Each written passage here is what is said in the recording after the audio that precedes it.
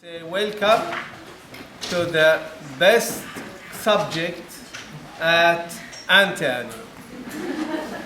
And you are lucky to be here. Believe me, you are very lucky. You should consider yourself today that you have won a lottery ticket. And that lottery ticket at least is worth 100,000 crores. Ask me why.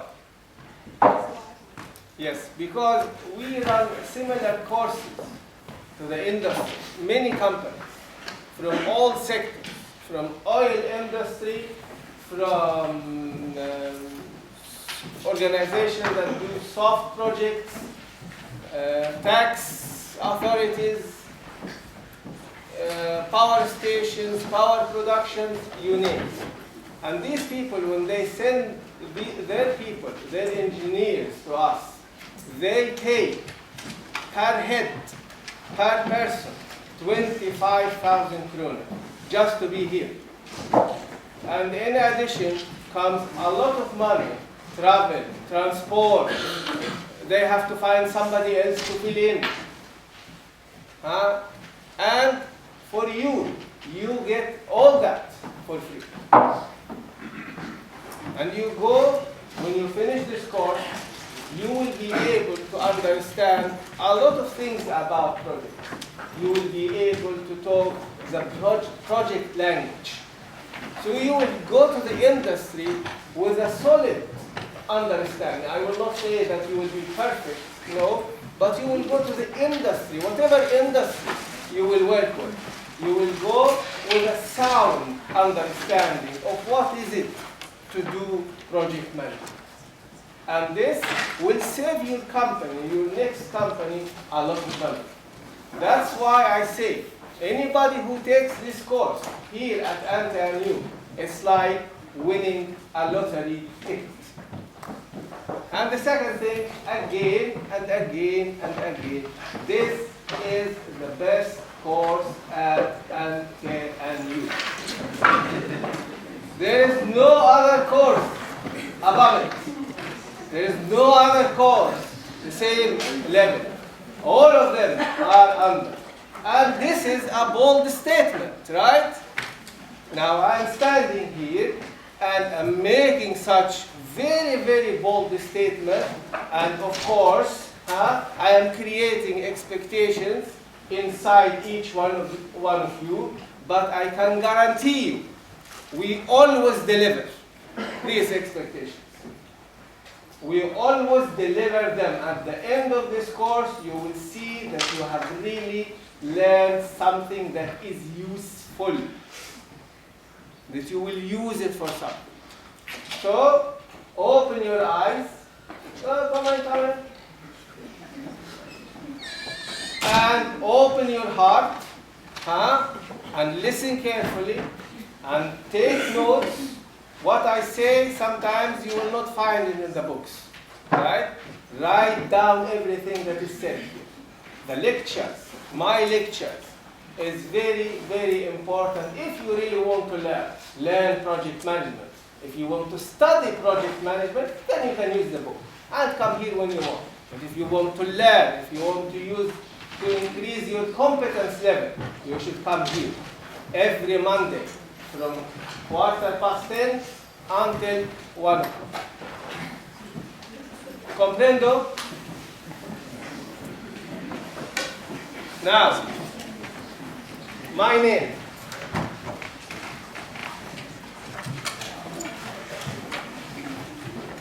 As you can see, my name is Bassam.Hussein@antnu.m. And Bassam, anybody here who knows Arabic? Yes, then you shouldn't say. You know what Bassam means? Not you. You know what Bassam means? Bassam means the one who smiles the most. So I have a serious name that I have to live up to all the time. My name is the man or the guy or the boy who smiles the most. Nobody can smile more than you. As you should remember. And I work here at Antonio.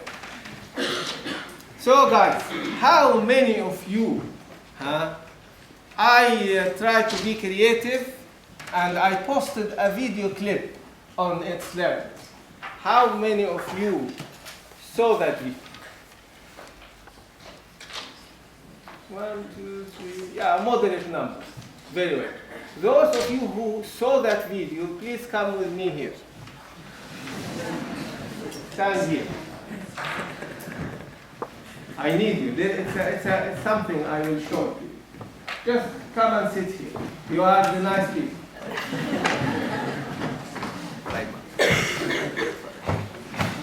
Very good for you. Have a seat. Just come and sit. You are good people. That is how it should be. Before you come to the class, I post handouts, I post different things, right? Read them before you come. It will make a difference. So these two people are very clever. Okay, now, I have a game for you. We will start this course with a simple game, a simulation, right? And this simple game simulation will show you some of the characteristics or some of the features of project management. And through this game, you will realize, you will understand why it's really important to apply structured approach to project management. Why can't we do it just ad hoc? So that is the essence of that game. It's an in-class assignment. But before I start the game, I just would like just go through some few things about this lecture. The learning objectives, so something you always link the lecture to. After this lecture, you will hopefully be familiar with some features and challenges of project management, of projects and project management. What is the trick there? Everybody is talking about project management, but what is so difficult about that? It's number one. Number two, and why we need this approach, the structured approach to project management. Number three, you will understand this concept of project life cycle. Projects, if we want to organize them, we need a system, we need a structure, we need stages. What are the common approach to this project life cycle? It helps us to understand, create a better conceptual model of projects. And we hopefully, if we get the time, of course, you will understand or recognize the importance of the first phase in project management. We call it the initiation phase or the conceptualization phase. In many situations, this phase is underestimated in most of the projects we know, sadly. People don't use enough time on that phase, although it is the most important phase. And it is least costly phase, but yet nobody uses enough time on that. You will learn the importance of that. And you will also learn what should we do during the initiation phase. What are the concrete steps in initiation phase? Now, these projects and project management, first of all, projects are not something new, okay? We had done project management all the time, or conducted projects all the time. And we use projects in order to make a change. This is the essence of project management. Remember this word. We use projects to make a change, to create values. These values can be anything, such as, like the first very old project, we call the Hanging Garden of Babylon. What was the value? What we were creating at that time? Why the emperor of Babylon started that project with it? Why? What was the motivation behind that project? Create something that never existed before. Okay, this novelty, yes, right? Other values. Change, huh? You know, he wants his name to everlast, right? Or maybe he was trying to create a tourist attraction at that time to bring more influence, money, whatever, right? So every project we undertake, there is a main reason, and this reason is creating value. Remember this word, creating value. And then whatever, the next one, developing an operating system, like Microsoft. Why Microsoft keep developing these new systems? Why? Why they didn't stop at this DOS 1.0? Why they didn't stop? It was working, it was fine. Why? Improvement, market position, right? You want to all the time to make sure that they are number one in the market. You don't want to lose that. And the second one, building an opera house. Why we build an opera house? Why? Why Norway use 3 billion Norwegian kroner to build an opera house? To show that we are rich. To show that, yes, to show that we are rich. It's branding, it's called branding. Why do you think in the Middle East they are keeping building these high houses, high buildings, high structures? It's branding. Why they are building an island in the Persian Gulf? It's branding. That's the value. Put yourself on the map, simply. And then rescuing the miners. You remember that incident 2 years ago, rescuing the miners in Chile. Why we undertook that project? To save lives, right? And so on. So every single project we take has this goal, change. And because of that, we needed to create some sort of a definition, a good definition, that describe what is really a project. And this is the formal definition, actually, of project management, of projects. They say, and this is the PMI. PMI is Project Management Institute. Project Management Institute says a project is a temporary group effort undertaken to create a unique product, result, or service. So from that definition, we can conclude that there are 3 very, very, very important features of projects. Number 1, they are group effort. Group effort, it means because most of the projects we know today, we need a lot of people to complete them. We need a lot of people from different disciplines to complete them. Projects are no longer one-man show. We can't become projects. And because of the sophistication of products we have today, we need a lot, not only disciplines, we need high competent people within each of these disciplines. And this creates complexity. The projects are not easy to complete because of that requirements of group efforts, and this group is multidisciplinary. A lot of needs to be satisfied. And we say number 2, it is temporary. Temporary means that it is not an ongoing operation.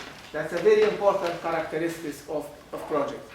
It always have a definitive start and a definitive end.